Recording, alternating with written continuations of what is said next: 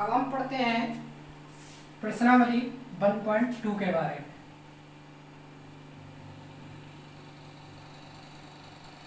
ठीक है, इसमें हम पढ़ेंगे अविभाज्य गुणनखंड, एलसीएम। ठीक है, अविभाज्य गुणनखंड क्या होते हैं इसके बारे में समझें। अविभाज्य गुणनखंड, अविभाज्य गुणनखंड का मतलब ये होता है कि किसी संख्या को ऐसी संख्याओं में व्यक्त करना जो स्वयं से ही कटती हो, मतलब स्वयं से विभाजित हो और किसी से विभाजित ना हो। ऐसी संख्याएं होती हैं वन, वन स्वयं से ही कटती है, 2, 3, 5, 7,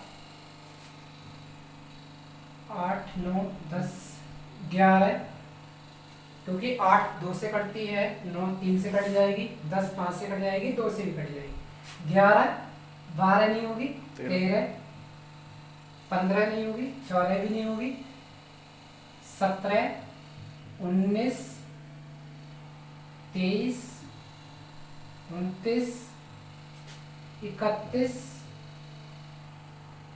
37।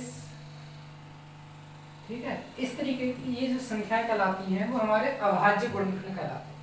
अर्थात हम इस एक्सरसाइज में पढ़ेंगे कि किसी भी संख्या के जब हम अविभाज्य गुणनखंड ज्ञात करेंगे तो वो इन संख्याओं में व्यक्त होनी चाहिए। जैसे एक्सरसाइज 1.2 का पहला ही क्वेश्चन है, निम्नलिखित संख्याओं को अविभाज्य गुणनखंडों के गुणनफल के रूप में व्यक्त कीजिए। पहले का पहला क्वेश्चन 140। ठीक है, हमें 140 को इन संख्याओं में व्यक्त करना है। कैसे करेंगे? 140 के हम गुणनखंड करेंगे। ठीक है, सबसे पहले हमें 1 से नहीं काटना।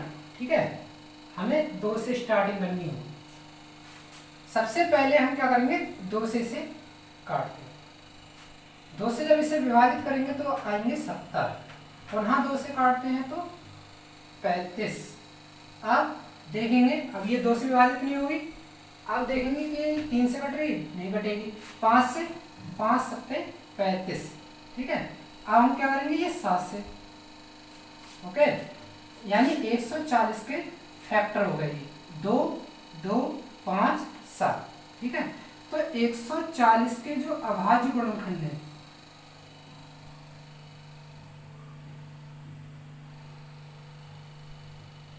ठीक है, वो हो गए 140 बराबर 2 × 2 × 5 × 7। ठीक है, इंटू 1। यही हमारा आंसर है। ठीक है, अर्थात 140 जो है वो अविभाज्य गुणनखंड के रूप में शो हो गया। दूसरा क्वेश्चन है हमारा 156। ठीक है, अब हम क्या करेंगे? 156 के लिए अविभाज्य गुणनखंड निकालने हैं। 156 को हम भाग देंगे, ठीक है, 2 से। ठीक है, क्योंकि हमें स्टार्टिंग किससे करनी है? 2 से। 2 7 14, हमारा 1 बचता है, हो गए 16। 2 8 16। पुनः ये 2 से काटते हैं। जब हम 2 से काटेंगे 2 3 6, 1 यानी 39। ठीक है, अब हम ये 2 से तो नहीं विभाजित होगी। अब हम क्या करेंगे? देखते हैं क्या 3 से कट रही है। हाँ, ये 3 से कट जाएगी। 3 एकम 3, कितने बचे? 13। 13 जो है वो स्वयं से विभाजित होती है, यानी 156 के जो अविभाज्य गुणनखंड होंगे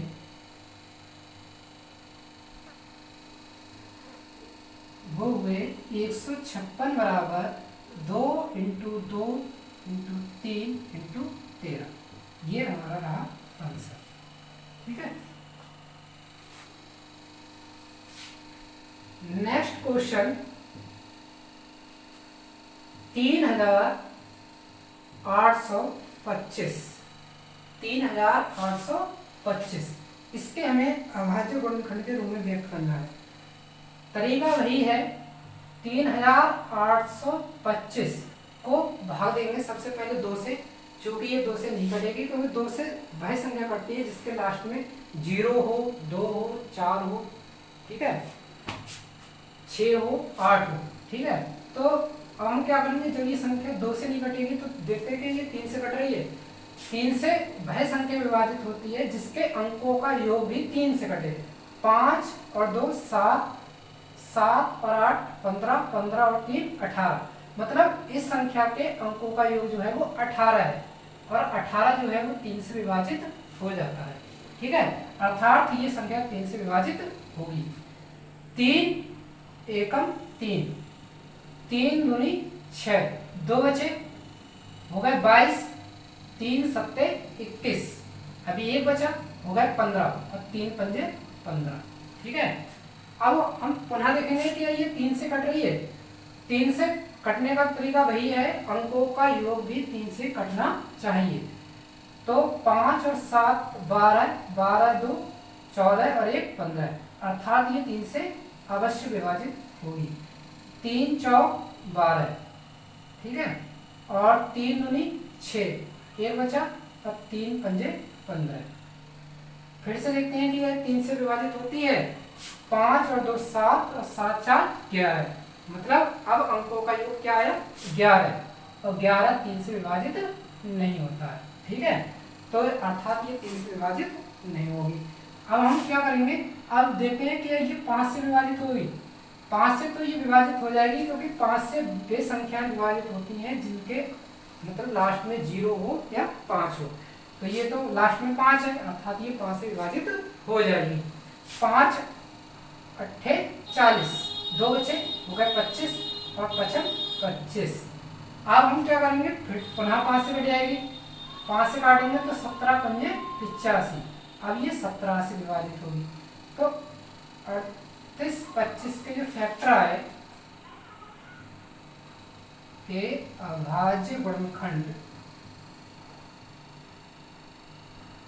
वो हुए 38 25 बराबर 3 इंटू 3 इंटू 5 इंटू 5 इंटू 17। ये हमारा आंसर है।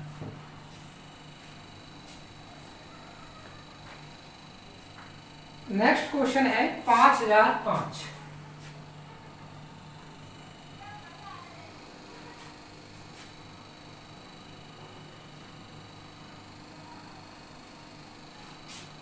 पाँच हजार पाँच, ठीक है, तरीका वही, फैक्टर, ठीक है। सबसे पहले हम किससे काटेंगे, 2 से, ये 2 से नहीं कटेगी, ठीक है। 3 से 5 अंकों का योग जब देखेंगे तो 10 आ रहा है, ये 3 से नहीं कटेगी। 5 से कट जाएगी क्योंकि इस संख्या के अंत में 5 है। तो 5 से काटेंगे तो 5 एकम 5, 0 0 और 1, यानी 1001। अब ये देखेंगे किससे कटेगा, 5 से नहीं कटता, ठीक है, क्योंकि 5 से तब कटता है लास्ट में क्या होता, 5 या 0। अब हम देखेंगे क्या 7 से कट रहा है,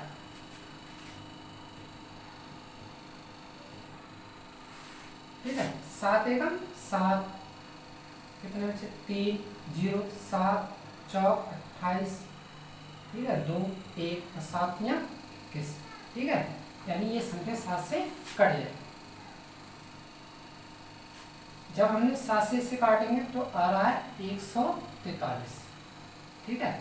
अब हम ये देखेंगे कि 143 किससे कटेगा, 7 से नहीं कटेगा, ठीक है। 11 से देखेंगे, क्या 11 से ये कट रहा है,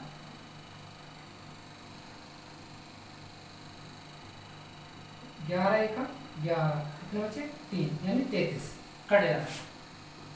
11 एकम 11, कितने बचे 3, 11 या 33। अब 13 किससे कटेगा, 13 से, यानी 5005 के जो फैक्टर है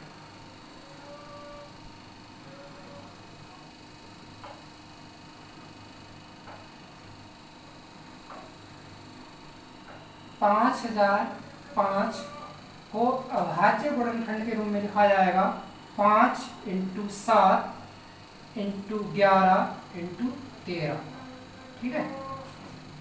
अगला क्वेश्चन है हमारा 7429।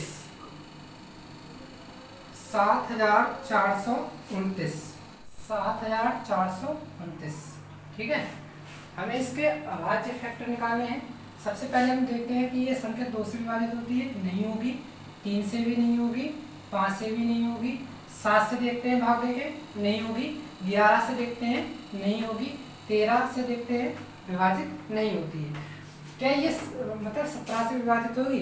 तो हम क्या करते हैं, 7429 के फैक्टर हम 17 से करते हैं। ठीक है, क्योंकि इसी से विभाजित होगी। 17 एकम 17, 17 दूनी 34, 17 तीन 51, 17 चौका 68, यानी 4। ठीक है, जब 68 तो यहाँ पर मतलब कितने बचे, 68, ठीक है, 6 तभी तो होंगे हमारे 74, यानी हमारे अभी कितने बचे, 6।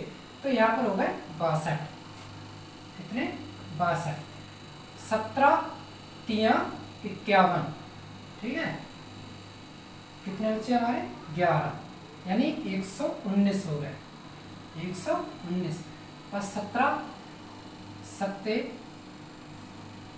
119, यानी 437 हमारा आया। हम देखते हैं कि 17 के बाद ये पुनः 17 से विभाजित तो नहीं होगी, क्योंकि 17 से हमने एक बार विभाजित कर लिया है। अब देखते हैं क्या 19 से विभाजित होती है, 19 दूनी 38, ठीक है, 5 बचे, 19 या 57। अब किससे विभाजित होगी, 23 से, 23 एकम 23। ठीक है, तो 7429 के अभाज्य गुणनखंड हो गए 7429 बराबर 17 गुणा 19 गुणा 23। ठीक है, ये रहा हमारा आंसर। अगले बढ़ते हैं, अगले हम पढ़ेंगे गुणनखंड विधि द्वारा दो संख्याओं का HCF और LCM। ठीक है, दो संख्याओं का HCF और LCM। Question number 2, question number 2 है, पूर्णांकों के निम्नलिखित युग्मों के HCF और LCM ज्ञात कीजिए तथा इसकी जांच कीजिए कि दो संख्याओं का गुणनफल बराबर HCF गुणा LCM होता है। तो इस सवाल को समझने के लिए हम क्या करते हैं, एक एग्जाम्पल समझते हैं। जैसे मान लीजिए, माना दो संख्याएं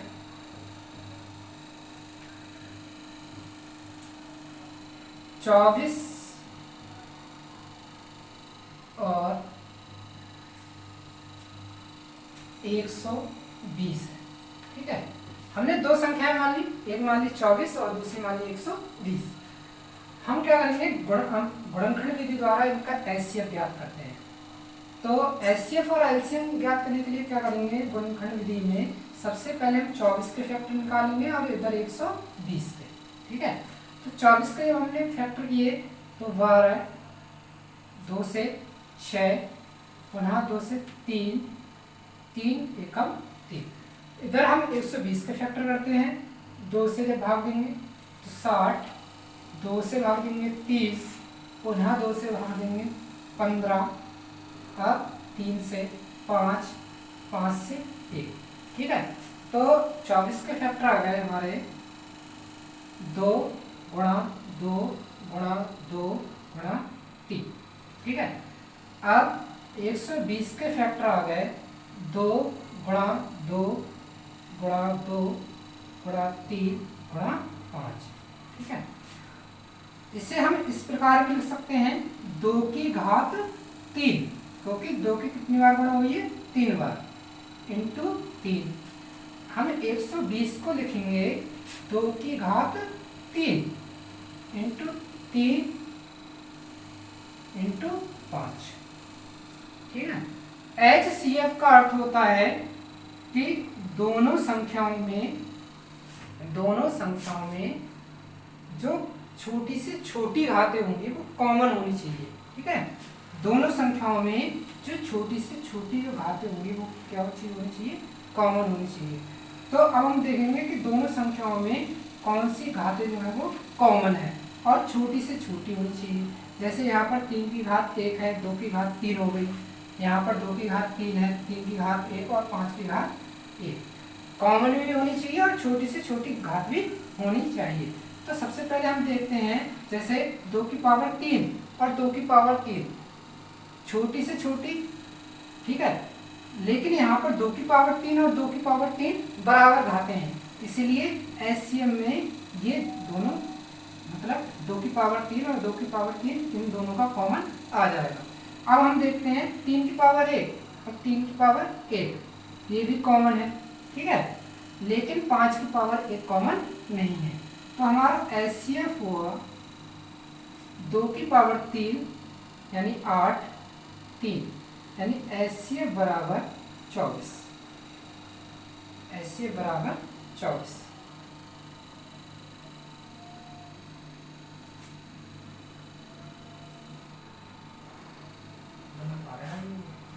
कुछ क्वेश्चन ऐसे होते हैं कि उनके आंसर गलत नहीं होते।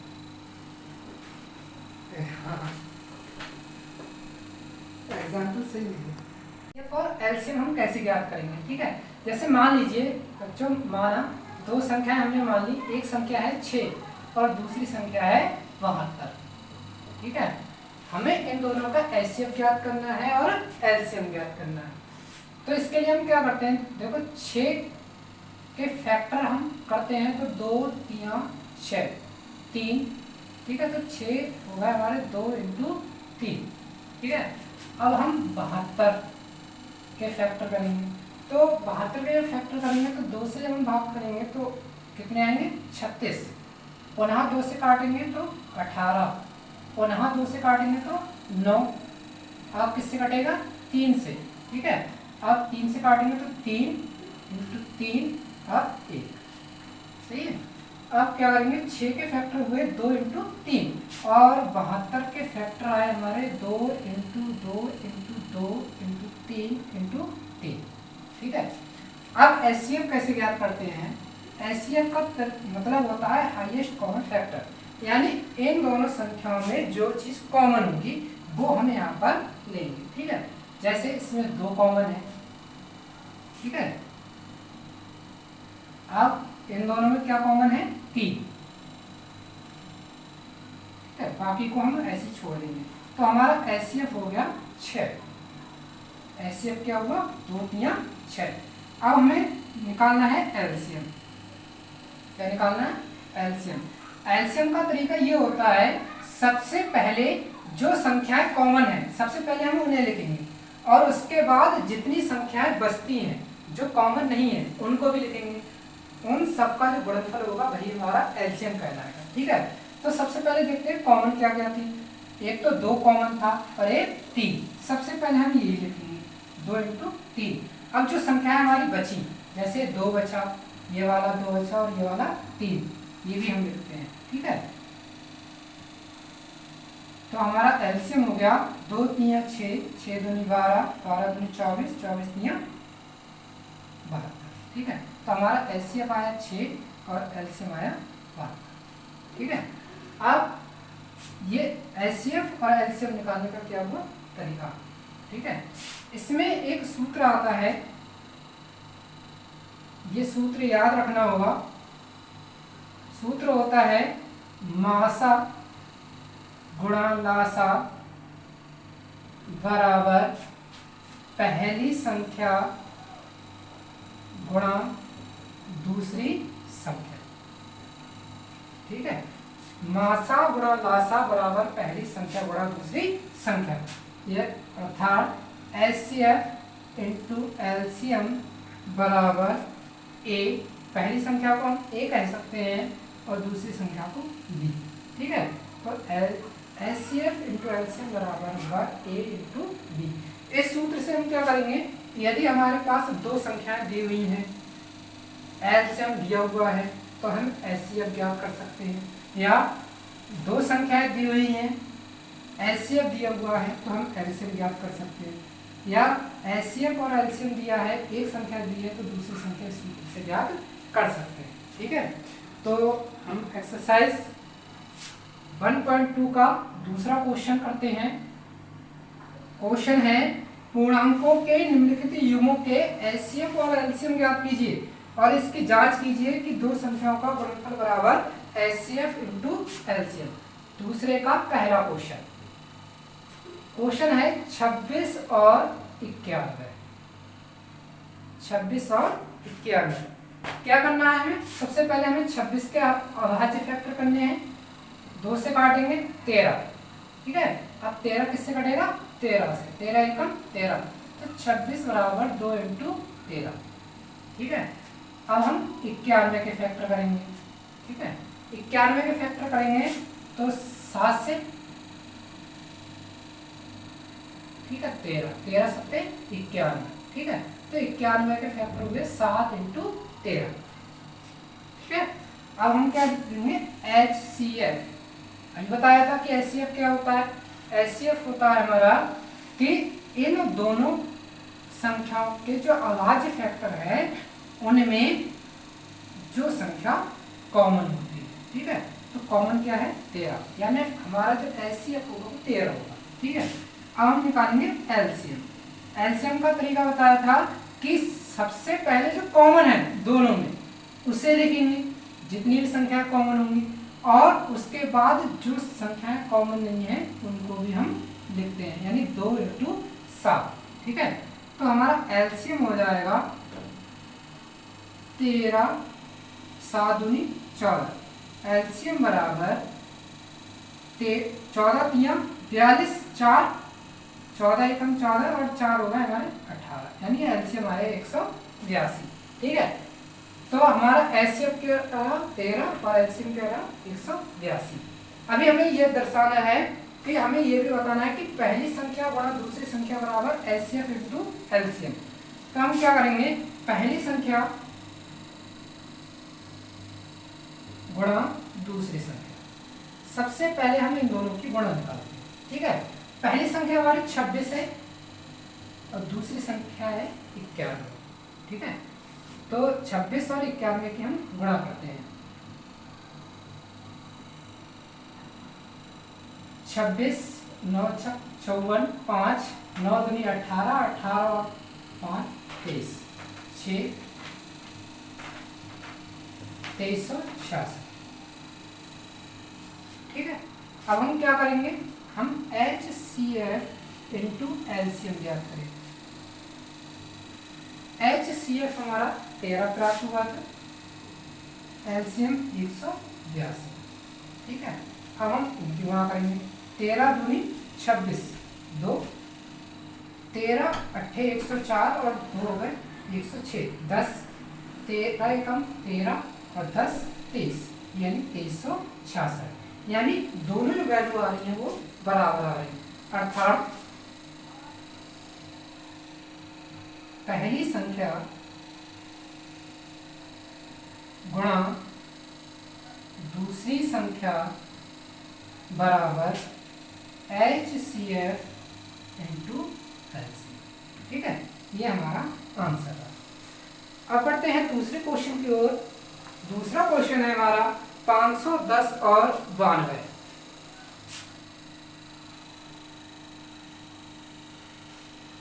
510 और 92,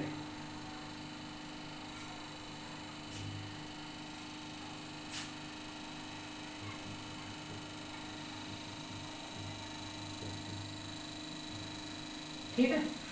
क्या करेंगे? सबसे पहले हम 510 के फैक्टर 2 से विभाजित करते हैं, ठीक है। 2 दूनी 4, 1 बचा 2 पंजे 10, 1 बचा 2 पंजे 10, ठीक है।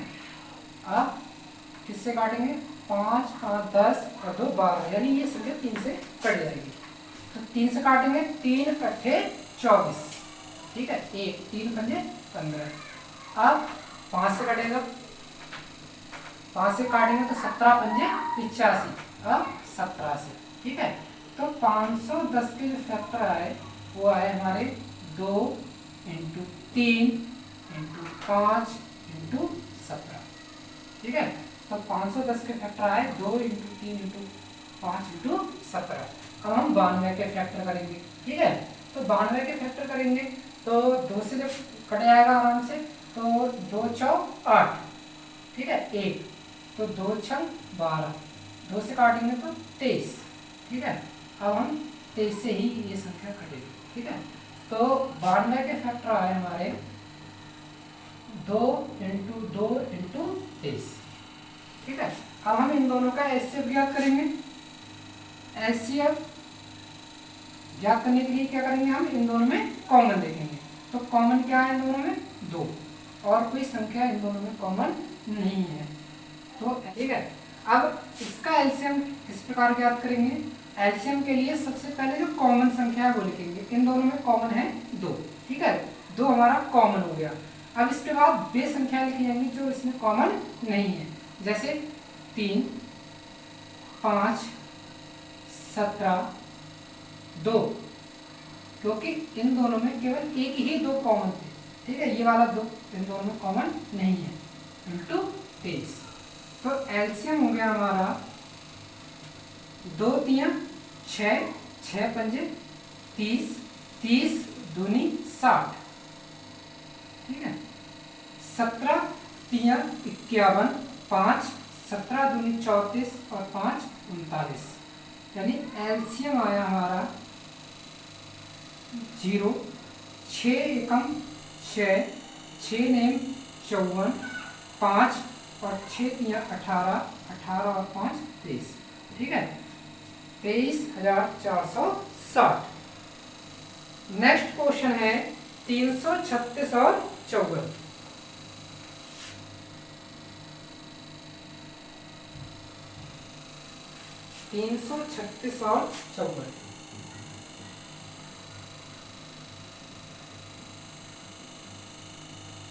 ठीक है, 336 और 54 का हमें क्या निकालना है, एचसीएफ और एलसीएफ।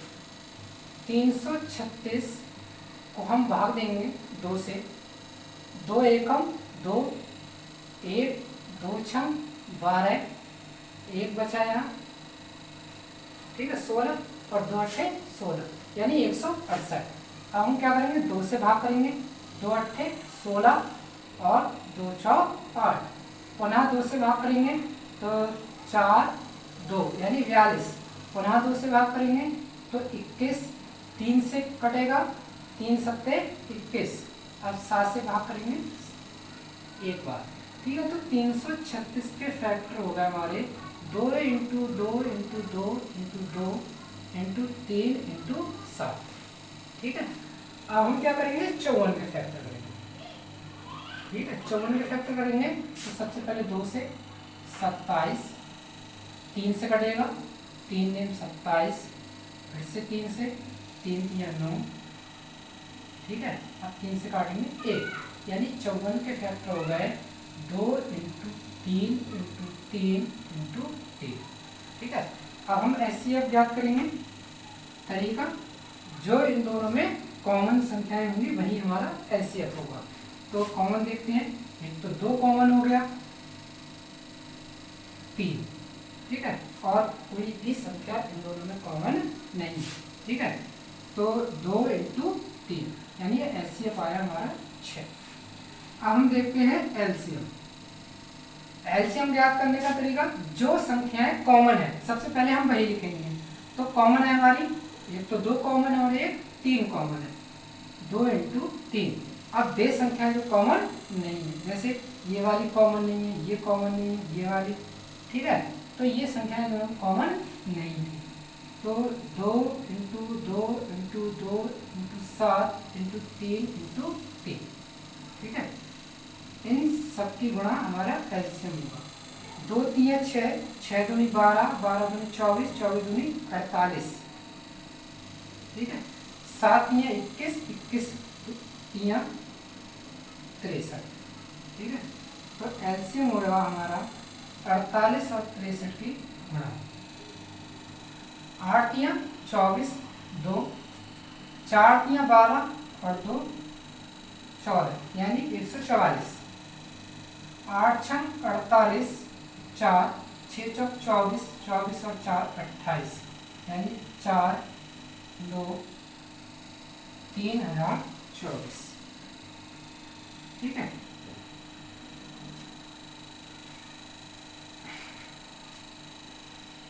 3024, ये हमारा एलसीएम।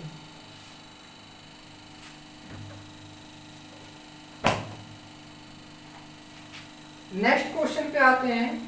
अभाज्य गुणनखंड विधि द्वारा निम्नलिखित पूर्णांकों के एचसीएफ और एलसीएम ज्ञात कीजिए। अभाज्य गुणनखंड विधि द्वारा निम्न पूर्णांकों के एचसीएफ और एलसीएम ज्ञात कीजिए। तीन संख्याओं का एचसीएफ और एलसीएम कैसे ज्ञात किया जाएगा? क्योंकि अभी हमने पढ़ा दो संख्याओं का, अब हम पढ़ेंगे तीन संख्याओं का एचसीएफ और एलसीएम कैसे ज्ञात किया जाता है। तो तीन संख्याओं का एचसीएफ और एलसीएम ज्ञात करने के लिए हम एक एग्जाम्पल समझते हैं।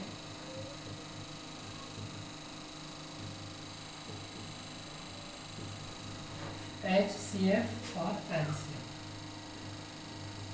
जैसे मान लीजिए तीन संख्याएं हैं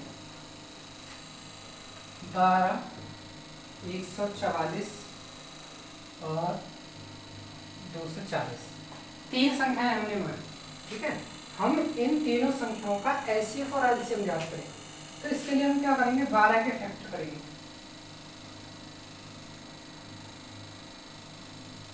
ठीक है, 12 के फैक्टर आए 2 × 2 × 3।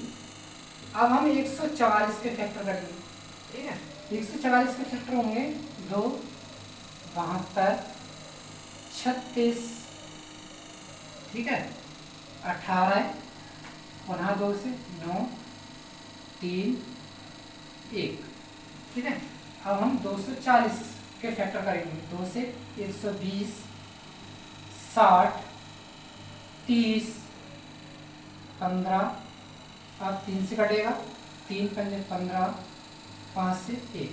ठीक है, तो 12 के फैक्टर 2 × 2 × 3, 144 के फैक्टर हुए 2 × 2 × 2 × 2 × 3 × 3। ठीक है, और 240 के फैक्टर आए 2 × 2 × 2 × 2 × 3 × 5। ठीक है, तीन संख्याओं का एचसीएफ ज्ञात करने के लिए हमें इन्हें घातों के रूप में व्यक्त करना होगा। ये बात ध्यान, क्योंकि जब दो संख्याओं का एचसीएफ और एलसीएम ज्ञात करना है तो घातों के रूप में लिखना जरूरी नहीं है, लेकिन जब तीन संख्याओं का एचसीएफ और एलसीएम ज्ञात करना है तो उन्हें घातों के रूप में ही लिख के निकालेंगे। ठीक है, घातों के रूप का मतलब है यहाँ 2 की 2 बार गुणा हुई है, यानी 2 की पावर 2 और 3 की पावर 1। यहाँ 144 2 की पावर 4 और 3 की पावर 2। ठीक है, अब हम यहाँ देखेंगे, यहाँ 2 की पावर 4, 3 की पावर 1 और 5 की पावर 1। अब हम क्या करेंगे? इन सभी संख्याओं, जैसे 12 के अभाज्य गुणनखंड में 144 के और 240 के, ठीक है, एचसीएफ तब निकलेगा जब इनमें सबसे कम घात जो है वो कॉमन होगी। ठीक है, जैसे सबसे कम घात का मतलब यहाँ 2 कॉमन है, इसमें भी 2 कॉमन है, इसमें भी 2 कॉमन है, लेकिन 2 की सबसे कम घात 2 की पावर 2 है। ठीक है, अब जैसे आप देखें इसमें भी 3 है, इसमें भी 3 है और इसमें भी 3 है, तो सबसे कम घात 3 की पावर 1 है। ठीक है, तो 2 की पावर 2 4 3, यानी एचसीएफ कितना आया? 12। ठीक है, अब हम क्या ज्ञात करेंगे? एलसीएम। क्या ज्ञात करेंगे? एलसीएम। एलसीएम क्या करेंगे? जब तीन संख्याओं का एलसीएम ज्ञात किया जाएगा तो जो सबसे अधिक घात होगी, ठीक है, सबसे अधिक घात, जैसे 2 की पावर 2 है, यहाँ 2 की पावर 4 और 2 की पावर 4, तो सबसे अधिक घात 2 की पावर 4। ठीक है, यहाँ 3 की पावर 1 है, यहाँ 3 की पावर 2 है और यहाँ 3 की पावर 1, तो 3 की पावर 2, क्योंकि एलसीएम में तो सभी फैक्टर लिए जाते हैं। यहाँ 5 नहीं है, यहाँ भी 5 नहीं है, लेकिन यहाँ 5 की पावर 1 है, तो 5 की पावर 1। तो एलसीएम हुआ हमारा 2 की पावर 4 यानी 16, 9 और 5। एलसीएम बराबर 16 × 5 = 80, 9, 8 9 72 यानी 720। ठीक है, तो तीन संख्याओं का एचसीएफ और एलसीएम हम इस तरीके से ज्ञात कर सकते हैं। जैसे हमारे एक्सरसाइज में क्वेश्चन है 12, 15 और 21। क्वेश्चन नंबर 3 का पहला क्वेश्चन है।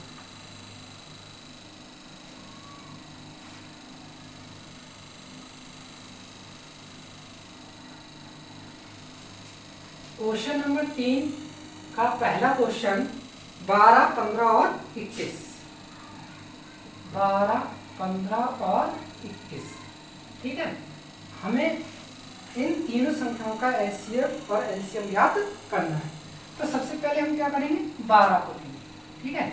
यहाँ 15 और यहाँ 21, इन तीनों के हम अलग अलग अभाज्य फैक्टर ज्ञात करेंगे। तो फैक्टर ज्ञात करेंगे 6, 2, 3, 1, ठीक है। 15 करते हैं, 3 पंजे 15, 5, 1, 3 से 3 सत्ते 21, 7, 1, ठीक है। तो 12 के फैक्टर आ गए 2 इंटू 2 इंटू 3, 15 के 3 इंटू 5 और 21 के 3 इंटू 7, ठीक है। हम इन्हें घातों के रूप में भी लिख सकते हैं, 2 की पावर 2, 3 की पावर 1, 15 को 3 की पावर 1 और 5 की पावर 1, 21 3 की पावर 1 और 7 की पावर 1, ओके। एचसीएफ ज्ञात करने के लिए हम क्या करेंगे, सबसे कम घात वाला जो कॉमन होगा तीनों में, ठीक है। तो सबसे मतलब तीनों में देखते हैं कॉमन क्या है, तीनों में 3 जो है वो कॉमन है, ठीक है। और तीनों की घात भी बराबर है, तो 3 की पावर 1 जो है वो कॉमन हो गया, ठीक है। और कोई संख्या इनमें कॉमन नहीं है, तो हमारा एचसीएफ हो गया 3। अब हम देखते हैं एलसीएम, ठीक है। एलसीएम के लिए क्या करेंगे, एलसीएम में सबसे कम और एलसीएम में सबसे अधिक, ठीक है। तो सबसे अधिक देखेंगे, ठीक है, 2 की पावर 2, क्योंकि और किसी में 2 की पावर 2 नहीं है, लेकिन एलसीएम में सभी संख्याओं के फैक्टर लिए जाते हैं, ठीक है। तो 2 की पावर 2 लिखेंगे, 3, ठीक है, 3 की पावर 3 1 है सब में, 5 की पावर 1 और 7 की पावर 1, ठीक है। 2 की पावर 2 का मतलब 4, 3, 5 और 7, 4 दिया 12, 12 पंजे 60 इंटू 7, 7 छंग 42, यानी 420 हमारा आंसर है, ठीक है। नेक्स्ट क्वेश्चन है 17, 23 और 29।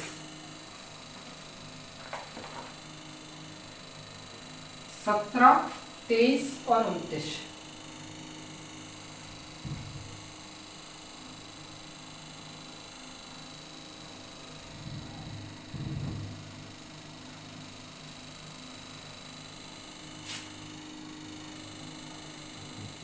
सत्रह, 23 और 29, ठीक है। 17, 23 और 29 का हमें एचसीएफ और एलसीएम ज्ञात करना है। तो सबसे पहले हम 17 के फैक्टर करते हैं, 17 एकम 17, 23 के 23 एकम 23 और 29 के 29 एकम 29, क्योंकि ये अभाज्य संख्याएं हैं, ये स्वयं अपने आप से कटती है, स्वयं से कटती है, ठीक है। तो 17 के हमने फैक्टर किए, तो 17 इंटू 1, 23 के 23 इंटू 1, 29 के 29 इंटू 1, ठीक है। तो इनका एचसीएफ क्या होगा, एचसीएफ का मतलब होता है जो तीनों में कॉमन हो, लेकिन इसमें क्या कॉमन है, 1, ठीक है। क्योंकि 17, 23, 29 ये कॉमन नहीं है, एक इसमें है, एक इसमें है, एक इसमें है, इसलिए कॉमन होगा 1, यानी इन तीनों संख्याओं का एचसीएफ 1, ठीक है। अब हम देखते हैं इनका एलसीएम। एलसीएम में क्या करते हैं, जो जितने भी फैक्टर होते हैं सभी को लिया जाता है, जैसे 17, 23, 29 और 1, ठीक है। इन सब की गुणा क्या होगी हमारे एलसीएम, ठीक है। 17 में 51, 5, 17 दूनी 34, 34 और 5 39 इंटू 29, ठीक है। 391 इंटू 29, 9 एकम 9, 9 में 81, 8, 9 में 27, 27 और 8 35, 2, 9 दूनी 18, 3 दूनी 6 और 1 7, 11,339, ये हमारा एलसीएम है, ठीक है।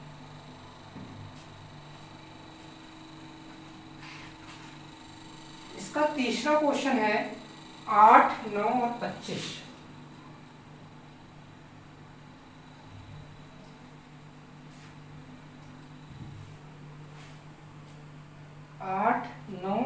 25।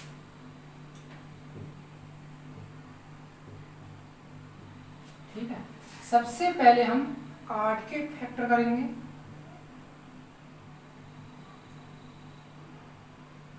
ठीक है, तो 8 के फैक्टर हो गए 2 इंटू 2 इंटू 2 इंटू 1। ठीक है, अब हम 9 के फैक्टर करेंगे, 3 तिया 9। 25 के फैक्टर करेंगे, 5 25। ठीक है,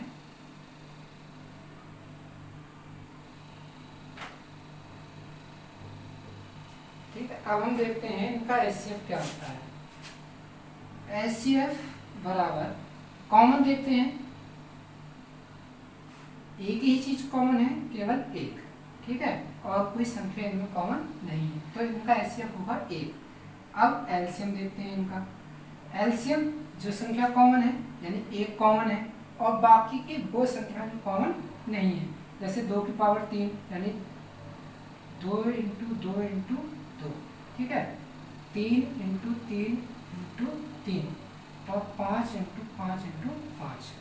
तो एलसीएम हो गया हमारा 1, 2 की पावर 3 यानी 8, 3 की पावर 2 9 और 5 की पावर 2 यानी 25। तो एलसीएम रहा हमारा 25 अट्ठे 200 इंटू 9 यानी 1800। यह रहा हमारा आंसर। ठीक है, चौथा क्वेश्चन है हमारा,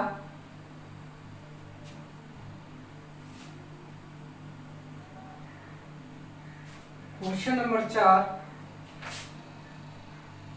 दिया है। एचसीएफ 306 657 बराबर 9 दिया है। इसका अर्थ ये है कि 306 और 657 का जो एचसीएफ है वो 9 है। ठीक है, तो एलसीएम 306 657 याद कीजिए। 306 657 ज्ञात कीजिए।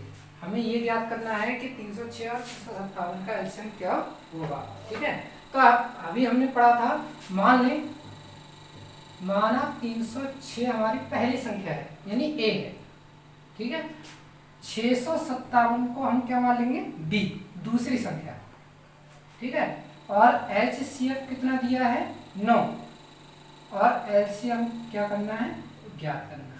अभी हमने सूत्र पढ़ा था कि एचसीएफ इंटू एलसीएम बराबर पहली संख्या गुणा दूसरी संख्या। एचसीएफ हमारा 9, एलसीएम हमें ज्ञात करना है।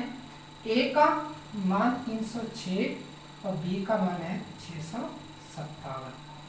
ठीक है, एलसीएम ज्ञात करने के लिए क्या करेंगे, ये जो 9 है वो इसके बटे में आ जाएगा, 306 इंटू 657 बटे 9। ठीक है, तो एलसीएम बराबर 9 से ये संख्या काट सकते हैं, 9 सत्ते 63, 2 और 9 तिया 27 यानी 306 इंटू 73। ठीक है, तो 306 और 73 की गुणा करते हैं, 6 तिया 18 और 3 तिया 9, 7 छंग 42 और 7 तिया 21।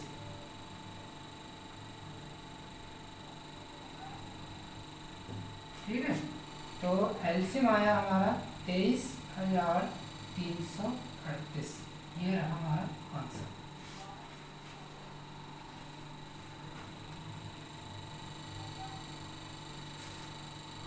क्वेश्चन नंबर 5,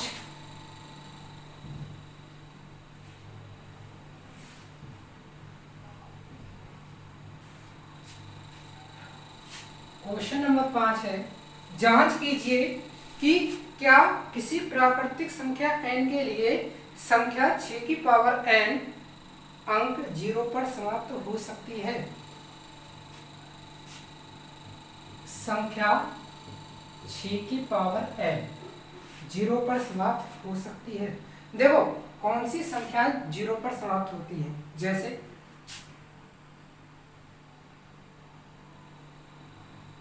10 का वर्ग 100 होता है। ठीक है, ये 0 पर समाप्त होती है।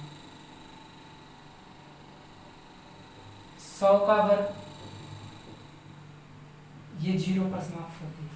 ठीक है, तो हमें ऐसी संख्या मतलब हमें बताना है कि जांच कीजिए कि क्या किसी प्राकृतिक संख्या n के लिए संख्या 6 की पावर n अंक 0 पर समाप्त हो सकती है।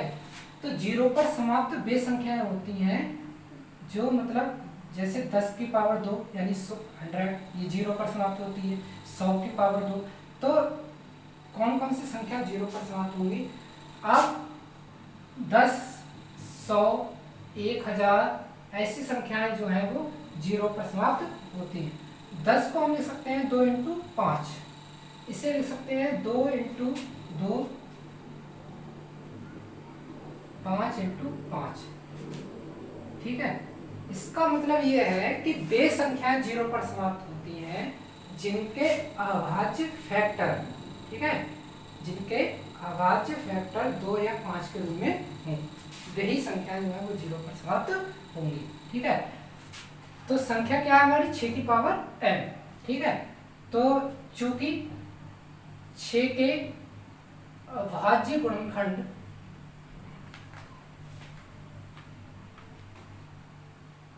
2 और 3 होते हैं।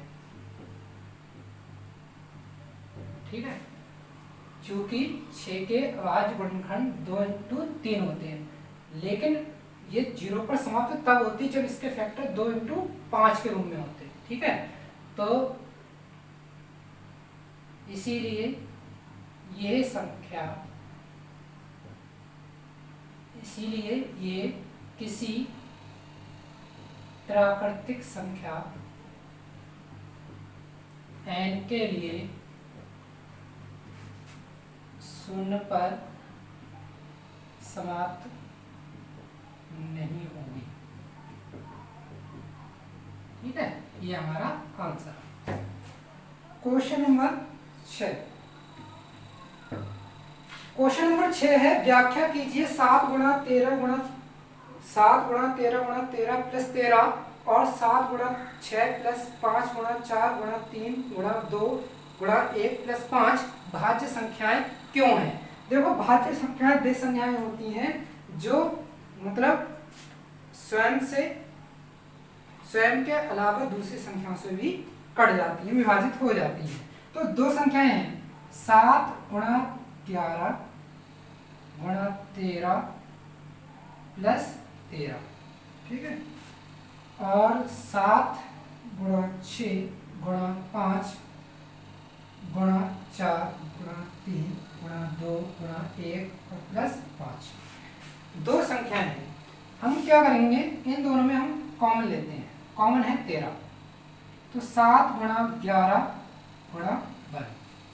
इन दोनों में कॉमन है 5, 7 गुणा 6 गुणा 4 गुणा 3 गुणा 2 प्लस 1। ठीक है, तो 13 ये हो गए 77 और 1 78। ये 5 7 6 42 42 4 3 12 12 दूनी 24 42 और 24 24 दूनी 48 4 24 चौक 96 यानी 1008 यानी 1009। ठीक है, तो 13 गुणा 78 और 5 गुणा 1009। इन दोनों में देखेंगे कि 13 तो स्वयं से कटती है, लेकिन 78 जो है वो 13 से विभाजित हो जाएगी। मतलब ये तो स्वयं से भी कटती है, लेकिन और संख्या से, जैसे 13 से विभाजित हो रही है, जैसे 78 13 से आराम से विभाजित हो रही है, 13 6 78। तो इसलिए ये कौन सी संख्या हो गई? भाज्य संख्या। ठीक है, ये 5 तो इसमें अभाज्य है, लेकिन 1009, ठीक है, ये किससे विभाजित हो जाएगी? दूसरी संख्या से विभाजित हो जाएगी, इसीलिए ये भी क्या हो जाएगी? हमारी भाज्य संख्या। ठीक है, वे संख्या अभाज्य संख्या कहलाती है जो स्वयं से कटे और किसी से न कटे, लेकिन ये संख्याएं जो हैं वो स्वयं के अलावा दूसरी संख्याओं से भी विभाजित हो रही हैं। ठीक है, इसीलिए 7 गुणा 11 गुणा 13 प्लस 13 या 7 गुणा 6 गुणा 5 गुणा 4 गुणा 3 गुणा 2 प्लस 5 भाज्य संख्या है।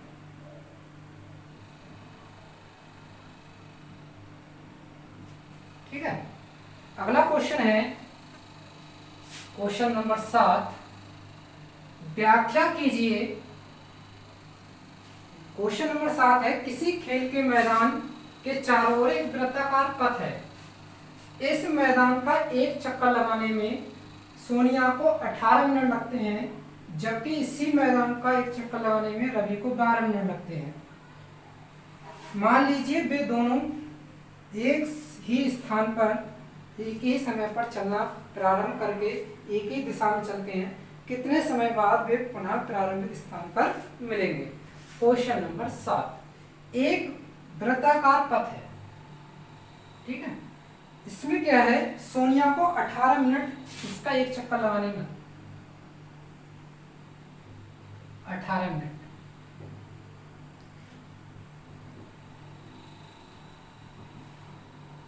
इसी का एक चक्कर लगाने में रवि को 12 मिनट लगते हैं।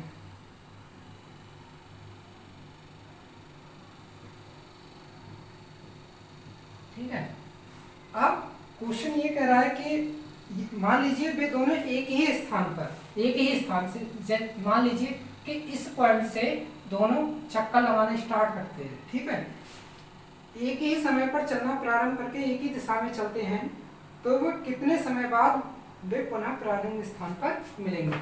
यानी इसी पॉइंट पर जब दोनों चक्कर लगाना स्टार्ट कर देंगे तो इसी पॉइंट पर कितने मिनट के बाद वो आकर मिलेंगे, ये बताना है। तो इस पॉइंट को ज्ञात करने के लिए हम क्या करेंगे, कितना समय लगेगा, तो हमें इन दोनों का एलसीएम ज्ञात करना होगा। ठीक है, 18 और 12 का एलसीएम ज्ञात करना होगा।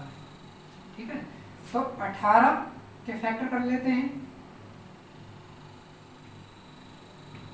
तो 18 के फैक्टर हुए 2 × 3 × 3, 12 के फैक्टर हुए 2 × 6 × 2 3।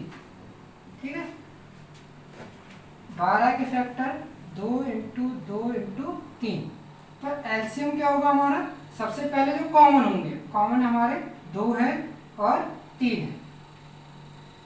ठीक है, अब जो कॉमन नहीं है 3 × 2, तो एलसीएम हुआ हमारा 2 × 3 = 6, 6 × 3 = 18, 18 × 2 = 36। ठीक है, तो दोनों को कितने मिनट लगेंगे, 36 मिनट। ठीक है, यही हमारा आंसर।